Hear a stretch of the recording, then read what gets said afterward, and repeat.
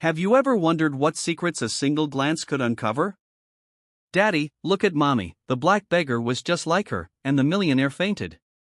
"Daddy, that lady over there looks just like Mommy," shouted the 8-year-old boy, pulling hard on his father's suit sleeve. Michael Harrison, CEO of one of Chicago's largest technology companies, was leaving a 5-star restaurant when his world fell apart. The woman sitting on the sidewalk in torn clothes and holding a card asking for help had the exact same face as Sarah, his wife who died of cancer 3 years ago. She wasn't similar. She was identical. Michael felt his legs buckle. His heart raced as if it would explode in his chest. How on earth could a beggar have the exact same face as the woman he loved more than anything in this world? "Impossible," he whispered, grabbing his son Tommy's hand. His eyes couldn't look away from the woman who was slowly rummaging through a plastic bag, completely oblivious to the shock she was causing just a few feet away. What if this wasn't just a coincidence? Kesha Williams, 34, never imagined that one day someone would look at her with such amazement. At 15, she ran away from her last abusive foster home. Since then, the streets of Chicago had been her only family. 20 years of surviving as invisible, being pushed around, ignored, treated like human trash by people who didn't even see her as a person. But at that moment, something was different. A white man in an expensive suit stared at her as if he had seen a ghost. Next to him, a little blond boy pointed at her with wide eyes. "Sir, are you okay?" asked the restaurant security guard, noticing Michael standing like a statue in the middle of the busy sidewalk. Michael shook his head, trying to snap back to reality. It was impossible. Sarah had always said she was an only child. Her parents had confirmed it at the funeral. She had no sisters, let alone a twin sister living on the streets. But those brown eyes, the curve of her smile when she thanked someone for a coin they tossed her, even the way she tilted her head when she thought it was Sarah. Every feature, every expression. "Daddy, why are you crying?" Tommy tugged at his father's sleeve again. Michael didn't even notice the tears streaming down his face. 20 years building a business empire, taking on the biggest sharks on Wall Street, and a simple coincidence on the street had brought him down like a house of cards. Could this moment change everything? Kesha noticed the movement and looked up. For a split second, the two stared at each other. She saw something in his eyes that she had never seen on any face before, recognition, as if he knew her from some impossible place. "Excuse me," Michael approached slowly, his voice breaking. "May I ask your name?" Kesha instinctively shrank back.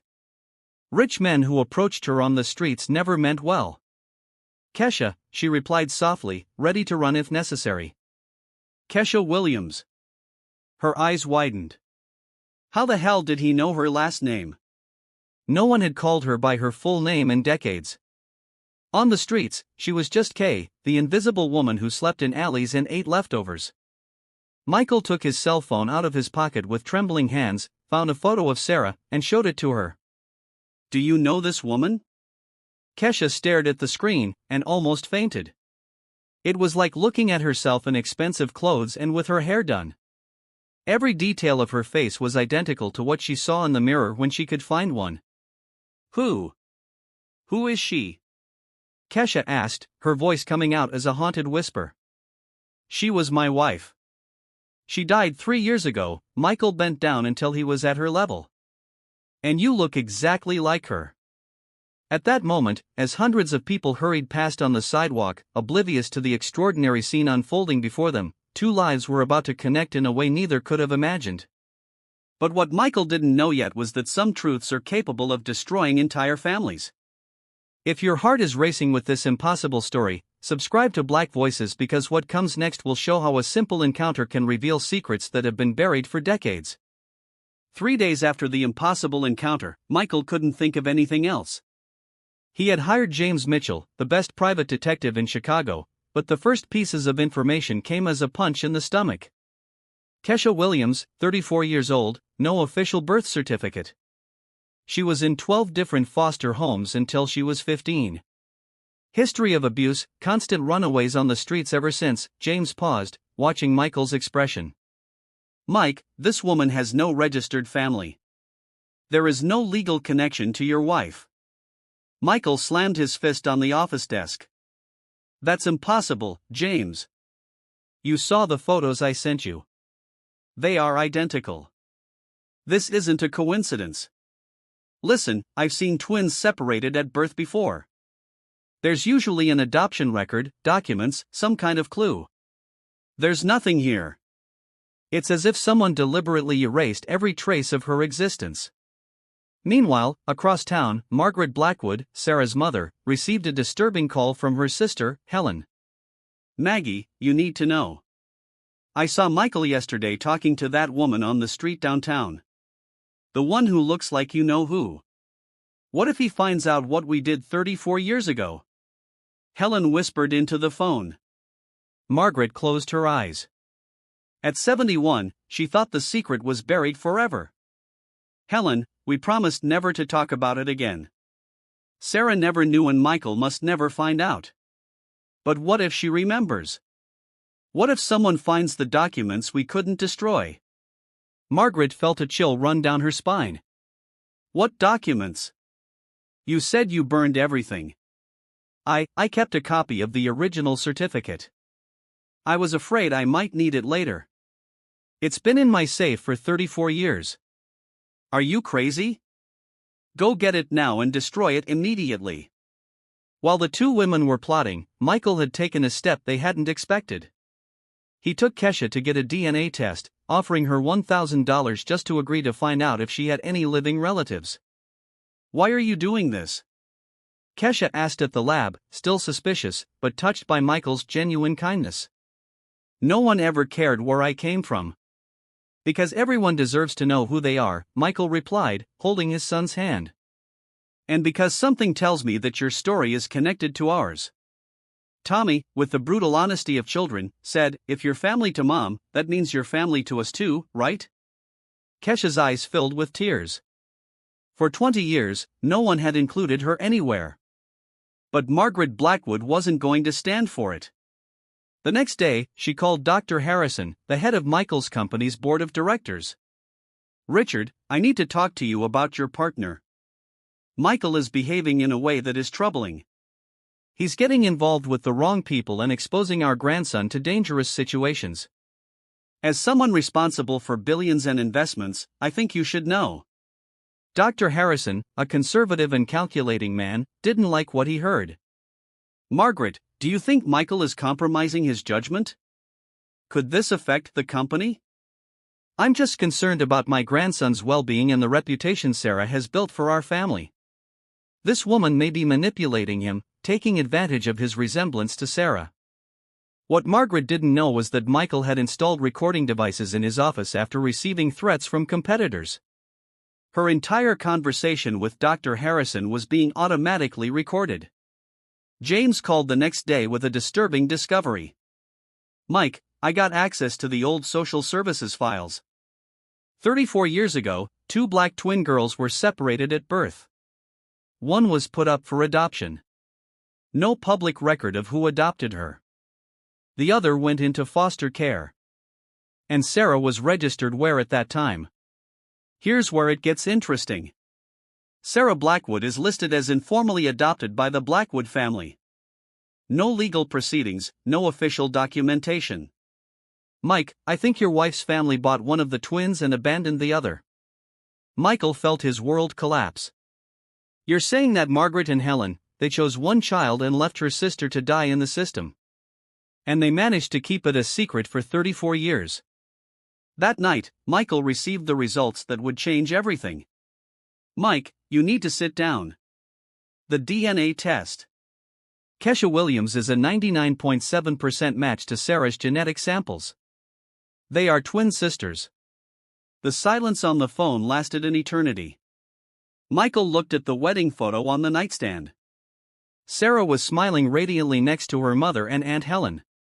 The three women had kept a secret that destroyed one life and almost cost another.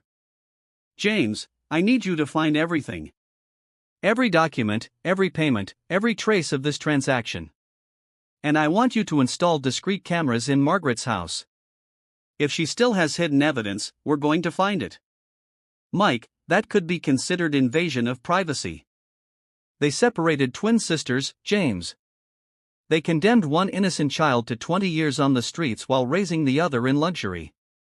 That's not invasion of privacy. That's justice. As Kesha slept in her first clean bed in decades, she had no idea that her life was about to change. But she also didn't know that some people would do anything to keep her secrets buried, including trying to permanently remove her from Michael's life. What Margaret never imagined was that her every move to keep Kesha away was being documented, recorded, and archived. The web of lies she had woven for 34 years was about to unravel in spectacular fashion. A week later, Michael arranged dinner at Margaret's house. She thought she had finally gotten him away from Kesha through Dr. Harrison, who was already pressuring Michael to distance himself from the embarrassing situation to protect the company. "Honey, I'm so glad you've come to your senses." Margaret smiled falsely, pouring wine in the elegant living room where photos of Sarah decorated every table. "That woman was clearly disturbed, trying to take advantage of your pain." "You're right, Margaret. I need to protect my family." Michael paused dramatically, watching her shoulders relax with relief. "That's why I brought some things to show you." He placed a tablet on the coffee table and pressed play. Margaret's voice echoed through the room with crystal clarity. "What if he finds out about what we did 34 years ago?"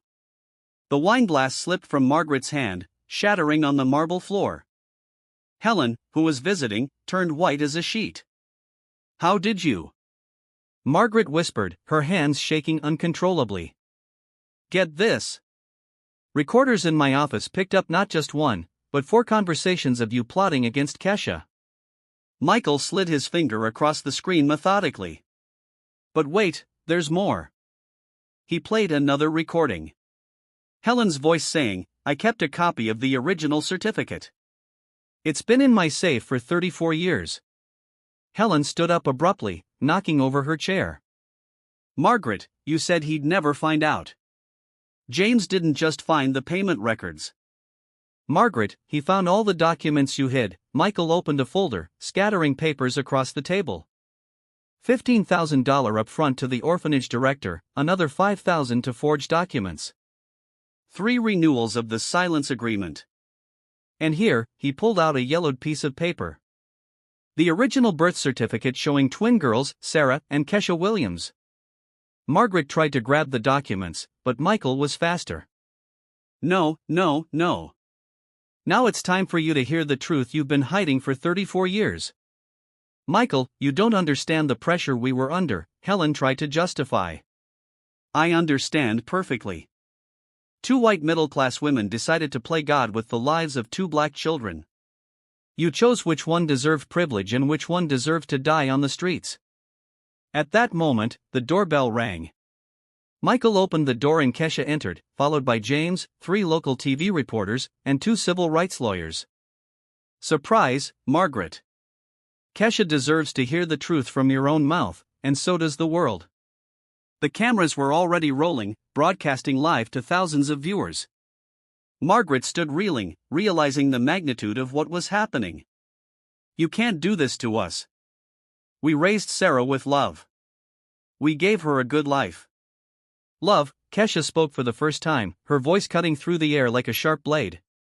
"You call it love to buy a child like an object? To condemn her sister to live like an animal for 20 years? The lead reporter approached with her microphone. "Mrs. Blackwood, our viewers would like to know, how do you justify separating twin sisters and condemning one of them to a life of misery?" Margaret looked desperately at the cameras, realizing that her decades-long reputation was being destroyed live on television. We were going to get her back when our situation improved." "Lies," James interrupted, pulling out more documents. "You renewed the non-disclosure agreement 3 times in 1995, 2001, and 2007. You paid a total of $45,000 over the years to ensure that Kesha was never found, even when she ran away at age 15 and was living on the streets." Helen collapsed on the sofa, crying hysterically. "Margaret, I told you to stop. I told you it was too cruel, but you were afraid she would show up and ruin our life." "Shut up, Helen," Margaret screamed, completely losing the composure she had maintained for 71 years. Michael turned to the cameras. I want everyone to see who Margaret Blackwood really is. A woman who bought one child, abandoned another, and paid for decades to keep this crime a secret. Kesha approached Margaret, her dignity unshaken even after so much humiliation. While Sarah grew up in mansions, attended private schools, and had everything she wanted, I slept in alleys, scavenged for food in the trash, and was beaten for existing, and you knew. You always knew. Margaret tried one last desperate ploy. Kesha, we can talk in private. I can compensate you financially. Compensate? Kesha laughed bitterly. You think money can erase 20 years of hunger, of cold, of being treated like human trash? I don't want your dirty money. I want the world to know who you really are. At that moment, Michael's phone rang. It was Dr. Harrison. Michael answered on speakerphone so everyone could hear. Michael, I just watched the live broadcast. The company wants to officially state that Margaret Blackwood is permanently banned from any involvement in the Harrison family business. Her attempts at manipulation have been uncovered and documented. You have our full support. Margaret's face turned gray. In a matter of minutes, she had lost her reputation, her influence over Michael, her access to her grandson, and now even any financial connection to the empire Sarah had helped build. The cameras captured every second of her total collapse. The live comments were already in the hundreds with people expressing outrage at the cruelty committed against Kesha. You've destroyed me, Margaret whispered, looking around the room that no longer felt like hers. No, Kesha replied with devastating calm. You destroyed yourselves. I just survived.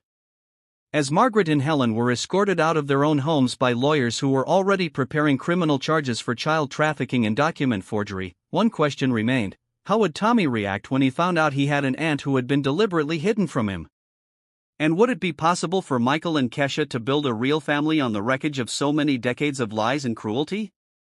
6 months after the live broadcast that destroyed Margaret Blackwood, Kesha Williams was unrecognizable. Not just physically, although medical care, proper nutrition, and a safe place to sleep had completely transformed her appearance, but mainly in her posture and confidence. Aunt Kesha, are you coming to my school presentation? Tommy asked as they ate breakfast in the house Michael had bought for the three of them to live together. I wouldn't miss it for the world, she replied, adjusting the boy's tie. Your mother, Sarah, would be proud to see how brave and kind you've grown. The Sarah and Kesha Williams Foundation had become one of the largest homeless assistance organizations in Chicago. In just 6 months, it had taken 847 people off the streets, reunited 23 families separated by the system, and created the first national program to track down lost siblings. Kesha was not only the executive director, but also the leading advocate for the rights of society's invisible people. Ms. Williams, said the assistant, entering the elegant office overlooking the city. CNN has confirmed the interview for tomorrow. They want to talk about the bill being voted on in Congress, and more donations have come in, $2.3 million this week alone. The Kesha's Law bill, which required adoption agencies to keep permanent accessible records of separated siblings, had gained the support of 43 senators after her story went viral internationally. 3 multinational companies had offered Kesha consulting contracts to develop social responsibility programs. Forbes included her in its 40 Under 40 list as the most influential activist of the year. Universities from Harvard to Oxford invited her to speak on resilience and social transformation. Meanwhile, Margaret Blackwood faced her third criminal hearing at the Illinois State Penitentiary. The scandal had completely destroyed her life. Friends of decades had turned away. Her church had expelled her. Her house had been auctioned off to pay fines, and even Helen had moved to another state, changed her name, and denied any relationship. Margaret Blackwood, said the judge, in addition to the 5 years in prison already sentenced, you have been found guilty of new crimes uncovered during the investigation: tax evasion, money laundering, and racketeering. The new sentence is 15 additional years without the possibility of parole. The journalists crowding the courtroom recorded every second of her final downfall. Margaret, now gray-haired and haggard, bore little resemblance to the powerful woman who had controlled destinies for decades. In the front row, Michael and Kesha watched in silence. There was no joy in revenge, only the quiet satisfaction of seeing justice served after 34 years. She looks so small now, Kesha whispered to Michael. Evil always seems smaller when it loses its power to cause harm, he replied. That night, the three of them had dinner together, as they did religiously. Tommy excitedly recounted his history class where he had presented his project, Families Lost and Found. Inspired by his own family's story, Kesha patiently helped with math homework using methods she had learned in night classes she was taking to complete her education. Michael watched the scene, still amazed at how the greatest tragedy of their lives had turned into the greatest miracle. Dad, Tommy said suddenly, stopping mid-bite. Can I call Aunt Kesha, my second mom? Kesha felt her eyes fill with tears. After 34 years of believing she was unwanted and disposable, she finally had a family that chose her back. Of course you can, sweetheart, she replied, hugging the boy who had become the son she never thought she would have. A year later, Kesha received Chicago's Heroine of the Year award at a nationally televised ceremony. In her speech, which would go viral with over 50 million views, she said, Margaret Blackwood thought she could decide which child deserved love and which deserved abandonment. She believed that her wealth and privilege gave her the right to play God with human lives. But what she didn't understand is that true love cannot be bought, controlled, or destroyed by prejudice. Today, I have a family that loves me not because they have to, but because they choose to love me for the person I have become, not for the person she tried to keep me from being. The audience rose to a standing ovation that lasted 4 minutes. Margaret watched from prison on a small television in the cafeteria, finally realizing the magnitude not only of what she had lost, but of the human potential she had tried to waste. Tommy grew up knowing that family is built with daily choices of love, not just blood. Michael learned that sometimes we lose something precious to find something even more valuable. And Kesha discovered that being invisible for 20 years prepared her to use her voice even more powerfully when she was finally heard. The best revenge against those who try to erase us, Kesha said in her last interview, is to shine so brightly that the whole world sees us. Margaret tried to condemn me to invisibility, but she ended up giving me the platform to help thousands of other invisible people be seen. She tried to break my soul, but she only showed me what she was truly made of. Today, 5 years later, Kesha's story is studied in law schools as an example of how the system can fail, but also how the truth always finds a way to the light. Her foundation has transformed more than 15,000 lives. The bill named after her has been passed in 47 states. Margaret learned too late that trying to control the fate of innocent children is not only cruel, it's a guaranteed way to destroy your own soul. Meanwhile, Kesha has turned her pain into purpose, her rejection into global acceptance, and her invisibility into a light that illuminates the path for thousands.